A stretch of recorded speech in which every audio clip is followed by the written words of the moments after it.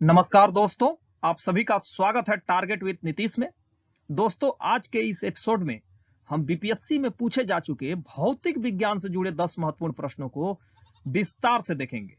Episode शुरू करने से पहले हर दिन की तरह दोस्तों आइए जान लेते हैं देश में कोरोना की वर्तमान स्थिति क्या है। दोस्तों, भारत में कोरोना के मामलों की संख्या प्रतिदिन तीव्र गति से बढ़ती जा रही है।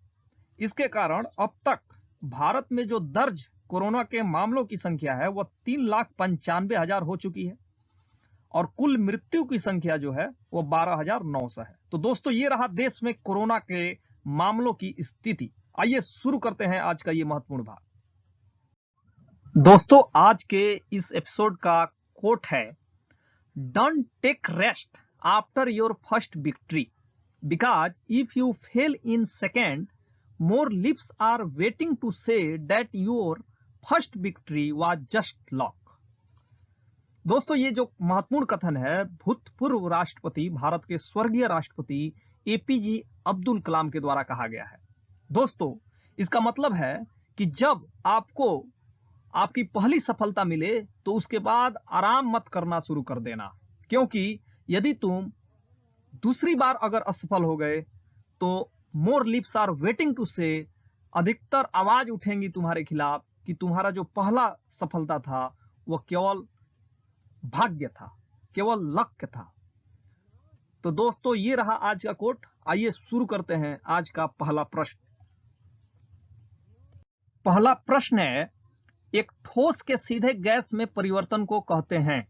ऑप्शन ए है ऊर्ध्वपातन, ऑप्शन बी है संघनन, ऑप्शन सी है वाष्पन, ऑप्शन डी है उबलना और ऑप्शन ई है उपयुक्त में से कोई नहीं या उपयुक्त में से एक से अधिक। दोस्तों, सामान्य रूप से हम अपने भौतिक जीवन में पदार्थों की अलग अलग अवस्थाएं देखते हैं, जैसे कि कोई पदार्थ ठोस होता है तो कोई पदार्थ द्रव होता है तो कोई पदार्थ गैस होता है।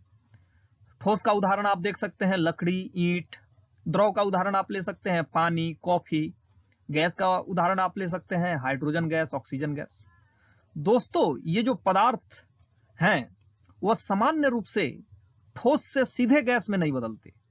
उष्मा जब दी जाती है किसी ठोस को तो सबसे पहले द्रव में बदलते हैं। द्रव में बदलने पर जब उस द्रव को उष्मा दी जाती है तो वह गैस में बदलते हैं। यही प्रक्रिया ठंडा करने पर भी लागू होती है कि गैस से सबसे पहले वह द्रव में बदलते हैं और द्रव से ठोस में बदलते हैं।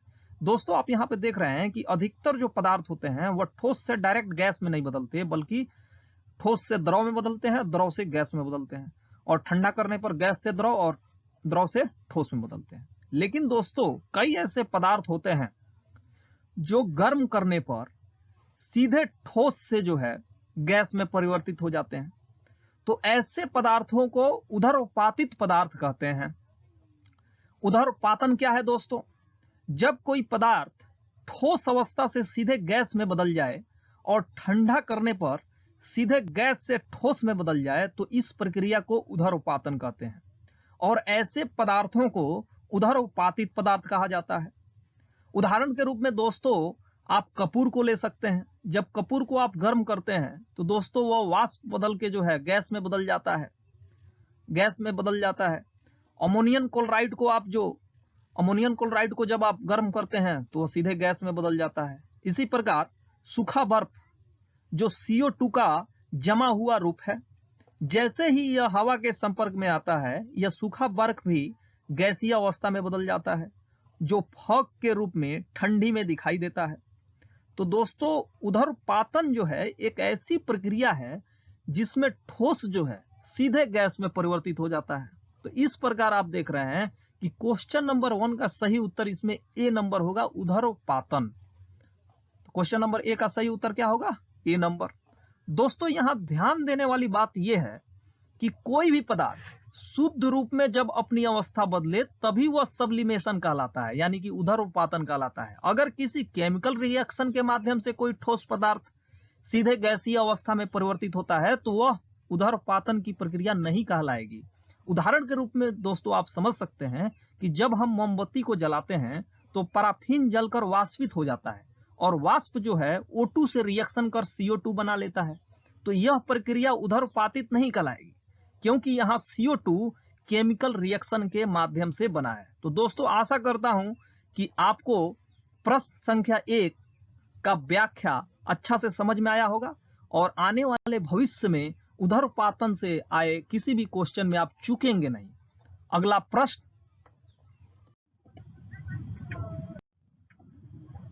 दूसरा प्रश्न है 40 डिग्री सेल्सियस का मान फ़ारेनहाइट स्केल में है।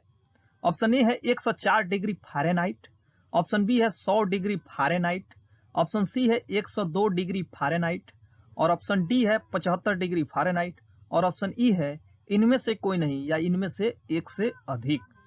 दोस्तों इस प्रश्न को सॉल्व करने से पहले हम सभी को एक फॉर्मूला यहां पे सेट करना होगा। एक फॉर्मूला होता है C/5 divided equal to F-32 divided by 9। तो दोस्तों इसमें जो 40 डिग्री है C का मान, यहां पे हम 40 डिग्री इनपुट करेंगे। जब 40 डिग्री आप इनपुट करेंगे और 5 से डिवाइड करेंगे तो यहाँ पे जो है 8 आएगा और 9 जो है दोस्तों यहाँ पे इक्वल के साइड, जो इस साइड है राइट हैंड साइड में है, ये जब 9 जो है लेफ्ट हैंड साइड जाएगा तो ये जो है मल्टीप्लाई होगा। तो 8 से 9 में आप मल्टीप्लाई करेंगे, तो 8 से 9 में मल्टीप्लाई करेंगे तो 8 9 72 72 होगा।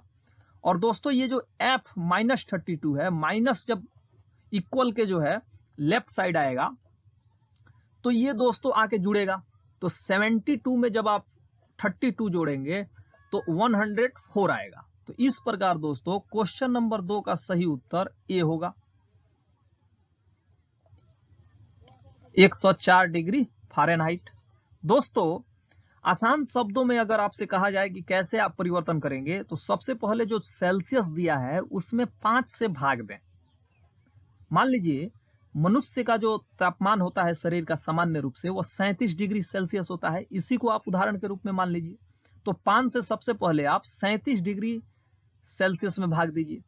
तो जब आप सेल्सियस में भाग देते हैं 37 डिग्री सेल्सियस में तो दोस्तों 7.4 प्राप्त होता है और उसके बाद जो है उसमें 9 से मल्टीप्लाई कीजिए। तो जब 9 से मल्टीप्लाई करेंगे तो 66.6 प्राप्त होगा आपको और उसके बाद दोस्तों जो रिजल्ट आ रहा है 66.6 उसमें 32 ऐड कर दीजिए।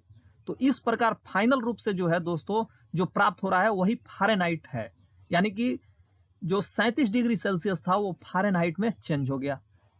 तो अगर दोस्तों आपसे पूछा जाए कि मनुष्य के सामान्य ताप को फ़ारेनहाइट में चेंज कीजिए जो 37 डिग्री सेल्सियस होता है तो 98.6 आएगा फ़ारेनहाइट में।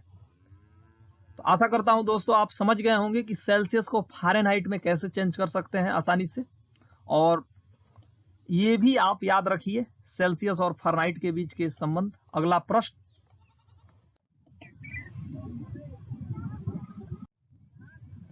अगला प्रश्न है सर सीवी रमन को भौतिकी का नोबेल पुरस्कार प्राप्त हुआ।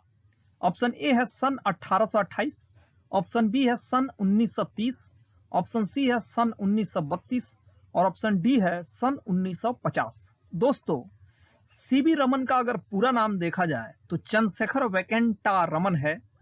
इनका जन्म दक्षिण भारत में हुआ था।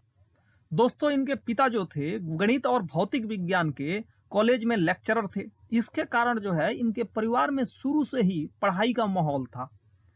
दोस्तों इन्होंने 1928 में रमन इफेक्ट की खोज की थी। इसी के कारण जो है 1930 ईस्वी में सीवी रमन को भौतिकी का नोबेल प्राप्त हुआ। इस प्रकार क्वेश्चन नंबर 3 का सही उत्तर बी होगा। दोस्तों भौतिक शास्त्र के लिए नोबेल पुरस्कार पाने वाले प्रथम व्यक्ति जो भारतीय थे वह डॉक्टर चंद्रशेखर वेंकट रमन थे। उन्हें 1930 ईस्वी में यह पुरस्कार प्राप्त हुआ और डॉक्टर जो चंद्रशेखर वेंकट रमन जी थे वो दक्षिण भारत से संबंध रखते थे। उनके पिताजी एक कॉलेज में लेक्चरर थे मैथमेटिक्स और फिजिक्स के। इसके कारण उनके परिवार में सदैव पढ़ाई का माहौल रहा। दोस्तों इसके अलावा नोबेल पुरस्कार भारत में रविंद्रनाथ ठाकुर द्वारा 1913 में साहित्य के क्षेत्र में पाया गया था। हरगोविंद खुराना चिकित्सा के क्षेत्र में 1968 में नोबेल पुरस्कार प्राप्त किए थे, और सुब्रमण्यम चंद्रशेखर भौतिकी के क्षेत्र में 1983 में, मदर टेरेसा को शांति के क्षेत्र में 1979 में नोबेल से नवाजा गया, और अमर्त्य सेन को अर्थशास्त्र में 1998 में नोबेल पुरस्कार दिया गया। दोस्तों, नोबेल पुरस्कार की जो शुरुआत हुई थी वो 1901 में हुई थी, अल्फ्रेड नोबेल के जन्म जो याद में हुई थी। और दोस्तों, अगर आपसे कोई पूछे कि कौन सा नोबेल पुरस्कार, जो 6 क्षेत्र में नोबेल पुरस्कार दिए जाते हैं, उसमें कौन सा नोबेल सबसे बड़ा नोबेल माना जाता है, तो शांति का क्षेत्र का जो नोबेल है वो सबसे बड़ा नोबेल माना जाता है, जो कुछ दिन पहले कैलाश सत्यार्थी जी को मिला था। मलाला यूसुफजई जो पाकिस्तानी महिला कार्यकर्ता हैं, उनके साथ मिला था। अगला प्रश्न, रडार का आविष्कारक था? ऑप्शन ए है रॉबर्ट वाटसन, ऑप्शन बी है फ्लेमिंग, ऑप्शन सी है बुशवाल, और ऑप्शन डी है ऑस्टिन। दोस्तों, ये प्रश्न जो है रटने वाला प्रश्न है, इसको जो है आप रटने के अलावा और कोई चारा नहीं है आपके पास। तो क्वेश्चन नंबर 4 का सही उत्तर ए होगा, रॉबर्ट वाटसन। आइए व्याख्या देख लेते हैं। दोस्तों, रडार का फुल फॉर्म है radio detection and ragging. Radar की खोज स्कॉटिश भौतिक शास्त्री रॉबर्ट वाटसन ने वर्ष 1935 में पहली बार की थी। दोस्तों, प्रश्न ये उठता है कि आखिर में रडार है क्या? दोस्तों, रडार एक ऐसा उपकरण है जो रेडियो तरंगों का उपयोग करके किसी वस्तु के रेंज, एंगल व गति को मापता है। यानी कि कोई वस्तु किस स्थान पर स्थित है, कितनी दूरी पर स्थित है, किस एंगल से आ रहा है, और उसकी गति क्या है, इस तीनों चीजों को मापता है रडार। दोस्तों, रडार का उपयोग विश्व के अधिकतर देश विदेशी देशों के वायुयान, पानी जहाज, अंतरिक्ष यान, गाइडेड मिसाइल को अपनी सीमा क्षेत्र में घुसने की स्थिति में संकेतक के रूप में प्रयोग करते हैं। यानी कि अगर कोई दुश्मन देश या कोई विदेशी देश किसी देश के सीमा के अंदर गाइडेड मिसाइल छोड़ता है, या वायुयान उसका आता है, या उसके जल सीमा में पानी जहाज आता है, तो रडार जो है आसानी से उसको डिटेक्ट कर लेता है, यानी कि पहचान लेता है, और जिस देश का रडार होता है उसको वह जानकारी दे देता है। इससे जो होता है कि दुश्मन की जो नापाक हरकत होती है उस पे जो है संबंधित देश जो है आसानी से नकेल कस सकता है। इसके अलावा रडार का उपयोग मौसम संबंधी जानकारी प्राप्त करने के लिए भी किया जाता है। दोस्तों, सेकेंड वर्ल्ड वॉर के दौरान रडार का उपयोग अधिकतर देशों द्वारा हवाई हमलों से पूर्व सचेत करने के लिए किया गया था। रडार शब्द का सर्वप्रथम प्रयोग 1940 में यूएसए के नेवी द्वारा किया गया था। दोस्तों, अगला प्रश्न, क्वेश्चन नंबर 5, कॉस्मिक किरणें हैं? ऑप्शन ए है आवेशित कण है, ऑप्शन बी है अनावेशित कण है, ऑप्शन सी है आवेशित तथा अनावेशित दोनों हो सकते हैं, और ऑप्शन डी है उपयुक्त में से कोई नहीं। दोस्तों, कॉस्मिक किरणें जो हैं वे आवेशित कण होती हैं। ये अंतरिक्ष में पाई जाती हैं और अंतरिक्ष में लगभग प्रकाश के गति से ये गमन करती हैं। और दोस्तों, ये जो विद्युत चुंबकीय स्पेक्ट्रम होता है उसका ये भाग नहीं है, तथा ये उच्च ऊर्जा से आवेशित होती है। आइए व्याख्या देख लेते हैं।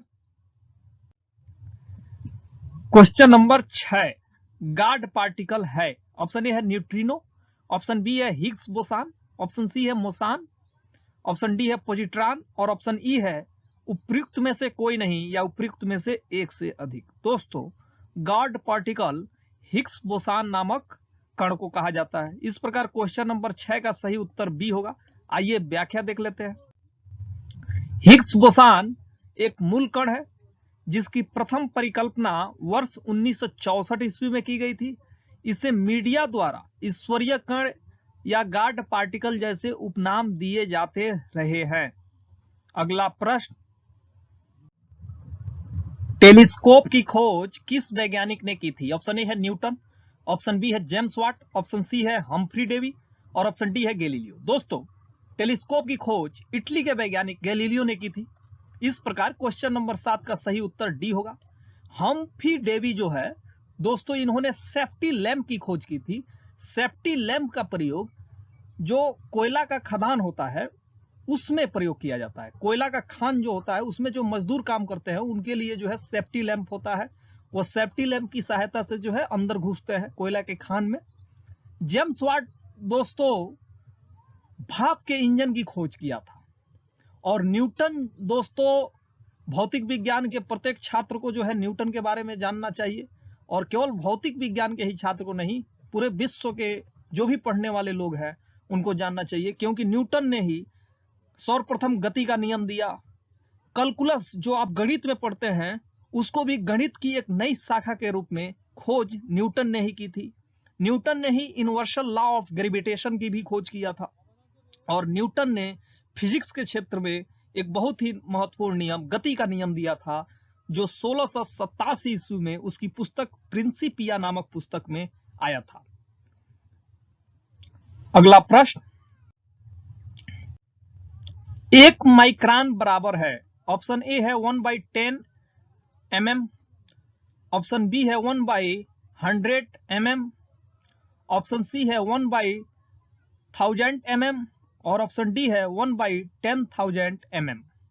दोस्तों एक माइक्रान जो होता है, एक माइक्रान अगर आप देखेंगे तो एक माइक्रान इक्वल टू होता है 10⁻⁻6 मीटर।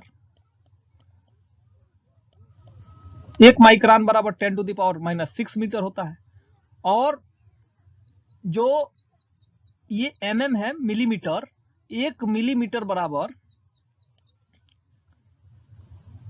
तो एक मीटर बराबर दोस्तों होता है 1000 mm।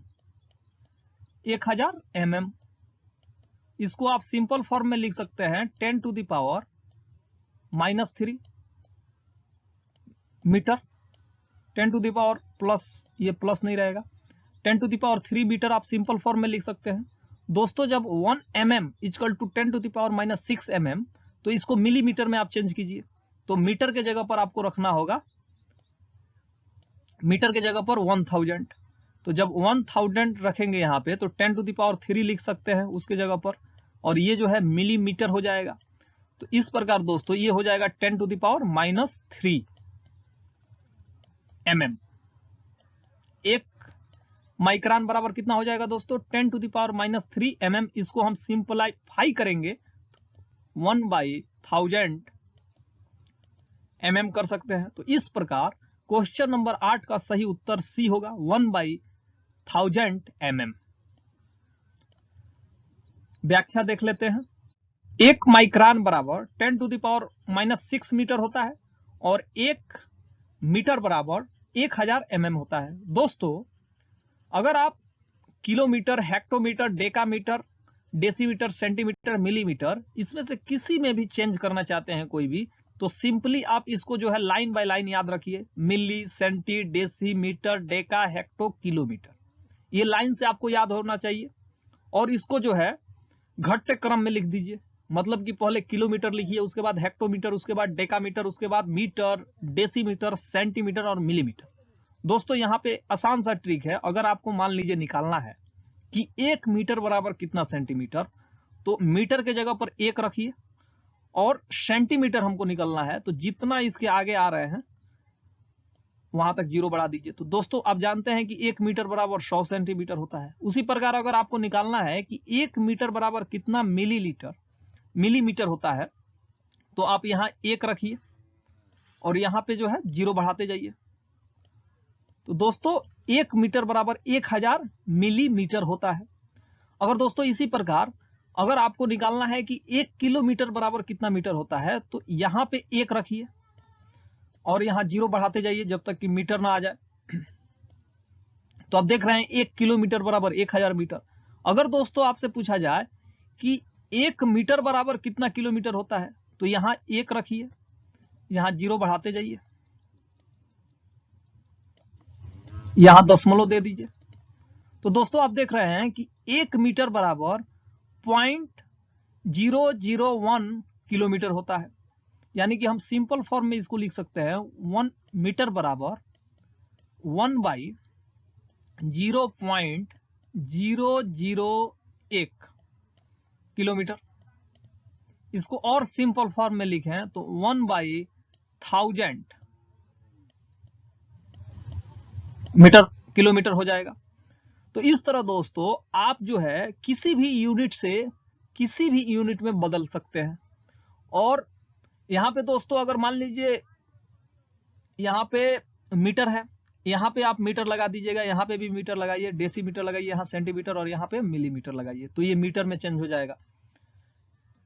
इस तरह दोस्तों आप जो है लीटर भी लगा सकते हैं, मिलीलीटर, सेंटीलीटर, डेसीलीटर, लीटर यहां कर दीजिएगा मीटर की जगह पर, डेकालीटर, हेक्टोलीटर, किलोलीटर। तो ये रहा दोस्तों प्रश्न संख्या 8 का विश्लेषण।